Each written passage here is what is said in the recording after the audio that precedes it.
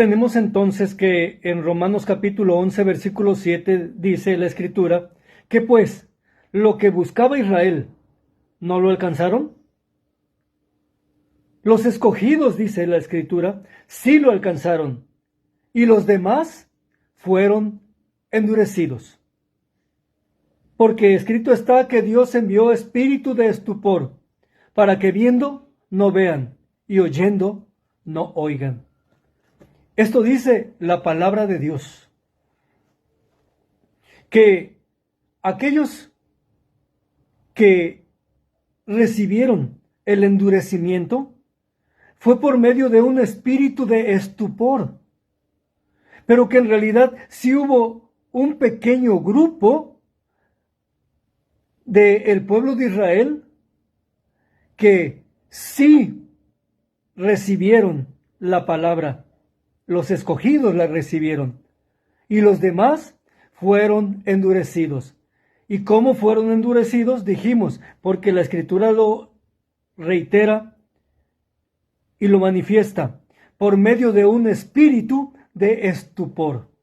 Un espíritu de estupor. ¿Qué significa entonces, como ya vimos, estupor?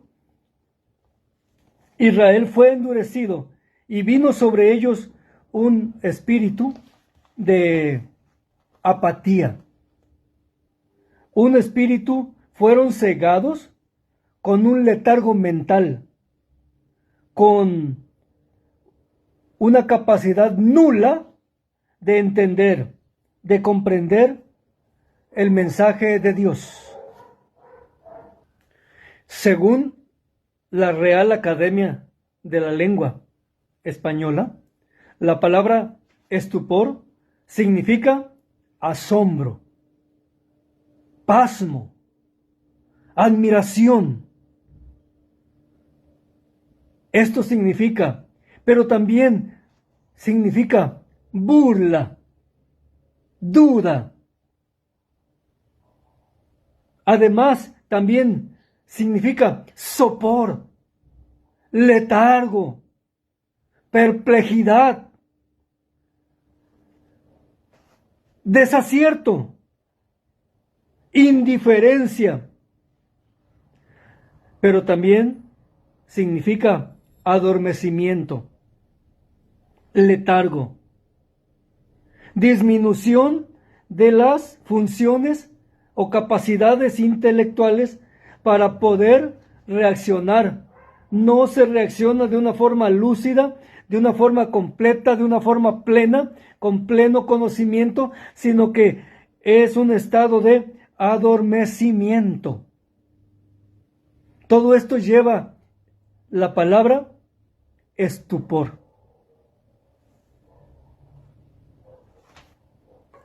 Este texto de Romanos 11:7 entonces está concatenado, está directamente relacionado con lo que nos dice la palabra de Dios en Habacuc, capítulo 1, versículo 5. Yo haré una obra en nuestros días que si ustedes la oyen, quedarán asombrados, no la podrán creer. Es decir, esta expresión de este espíritu de estupor conlleva ciertos matices, ciertas formas de entenderse, desde incredulidad, porque es una obra demasiado increíble, impresionante, que causa duda, incredulidad, que causa admiración, que es totalmente sorpresiva, pero que también causa duda, causa risa, burla, porque es imposible de creer, imposible de que se pueda hacer, y además el escuchar lo que Dios hablaba también era motivo de indiferencia, de rechazo, de actitud de negativa a cuanto era inaceptable para el pueblo, dudaban de ello, se burlaban de ella, tenían dudas y le escuchaban y le daban la espalda, como dice la Escritura, que llegaron a decir: matemos a Jeremías, porque no hará falta profeta, porque no hará falta la palabra, porque les era pesado para ellos. Todas las profecías de los profetas eran pesadas para el pueblo de Israel.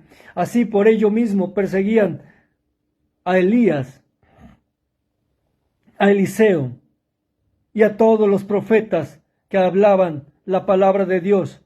Era un pesar. Lo rechazaban, se resistían, renegaban, cayeron en un letargo y en una dureza por causa del rechazo, de la incredulidad, de la infidelidad, de no querer poner oídos. Y entonces, como dijo el Señor a los fariseos y saduceos, por cuanto dicen vemos, vuestro pecado permanece. Consecuencia del rechazo, de la infidelidad, de la falta de respeto y de temor de Dios, por la falta de atención e interés y por la actitud de burla y un dejo de indiferencia, vinieron consecuencias. El pueblo fue endurecido y Dios envió espíritu de estupor para que viendo no vean y oyendo no oigan. El corazón fue endurecido por no atender a tiempo el mensaje divino, el mandamiento de Dios, por no estar atentos y prestar atención y darle prioridad y poner un corazón quebrantado a la voluntad de Dios. Hay consecuencias. ¿No te has preguntado por qué? ¿Cuántas veces cuando vas al templo, cuando vas a un culto, te entra sueño? En tu misma casa, cuando quieres abrir la Biblia, leer la palabra de Dios, enseguida bostezas. Se ha notado que cuando alguien estornuda o cuando alguien bosteza, esto se refleja en las personas que lo ven. Se vuelve como algo que causa reacción también en las otras personas que te rodean. Cuando tú estornudas, a otro también le dan ganas de estornudar. Cuando tú bostezas, a la persona que te ve, quien no te ve no, pero la persona que te ve, le dan ganas de bostezar, porque se transmite. Entonces, también así es el espíritu de estupor. Tú vas y estás a lo mejor durante la alabanza muy feliz cantando, no pasa nada, estás en movimiento, pero cuando se dice el momento de abrir la palabra de Dios, de abrir la Biblia, y que te sientas o que estás de pie y que abres la Biblia y que empieza a predicarse la palabra, ¿te entra sueño? ¿Empiezas a bostezar? ¿Los ojos se te cierran? Literalmente así, automáticamente. ¿Empiezas tú a entrar en un estado de letargo? ¿En un estado como de sedación mental, intelectual? ¿Por qué? Algo está pasando y no pasa en todos. Quiero decirte, para ti que tienes esta experiencia, que te pasa muy frecuentemente, que está en ti entonces un espíritu de estupor, de adormecimiento. No lo debemos de atribuir como muchos creen que es el diablo, que es el enemigo que te hace que tus párpados se cierren, como que si entraras en un estado de adormecimiento. No es el enemigo. Es porque tú no le has dado la importancia a la palabra de Dios, al mensaje de Dios en tu vida, porque no está en tu vida que Dios sea tu prioridad, porque no está en tu vida que su palabra se haga carne y la vivas. Porque así como en Israel no lo recibieron, lo rechazaron, fueron indiferentes, fueron duros, su corazón se endureció. Pero dice la Escritura que los escogidos sí recibieron la palabra y en ellos no hubo espíritu de estupor, sino que hubo espíritu de estupor en los que endurecieron su corazón por no recibir el mensaje. Hoy pasa lo mismo. No es para todo cristiano, solamente es para el cristiano que está a medias, que no es realmente un verdadero hijo de Dios, un verdadero cristiano, a quien viene ese espíritu de estupor y viene de parte del mismo Dios, porque es una forma en la que Dios te está mostrando cómo, si tú no lo escuchas a Él no te escucha a ti. Si tú no le das el primer lugar a Él no te dará un lugar ante su presencia.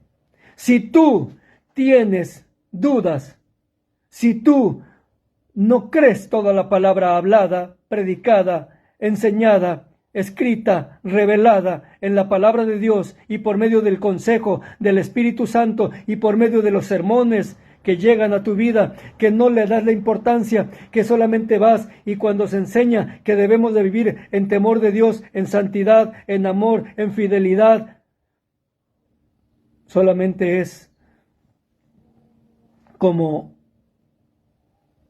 palabrerío para ti, que no vas con un corazón dispuesto, con un corazón contrito y humillado. Dice el Señor, ¿a quién miraré? A este miraré, al que tiembla a mi palabra. A este miraré, a aquel que viene con un corazón quebrantado. Por eso el salmista David, cuando en el Salmo dice, venid, adoremos, postrémonos, arrodillémonos delante de Yud-Hei Vab-Hei, nuestro Elohim, nuestro Dios. Esa es la forma en la que debemos de llegar al Señor. Pero vas al culto y estás pensando que ya termina el culto, o lo que tienes que hacer en tu trabajo el día de mañana, o lo que dejaste de hacer, o lo que vas a hacer después.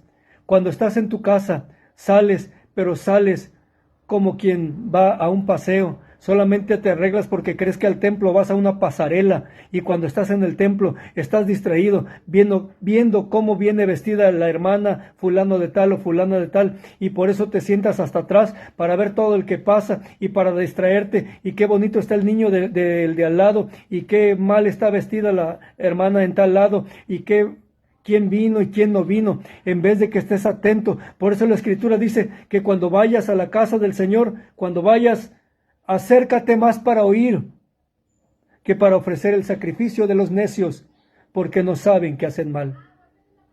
Sí, nuestra actitud y nuestra forma de vivir el Evangelio y la palabra de Dios es la que determina si eres escogido. Te vendrán bendiciones y estarás atento, alerta, percibido, experimentando la gloria de Dios. Pero si eres solamente alguien que va con frivolidad a un club social,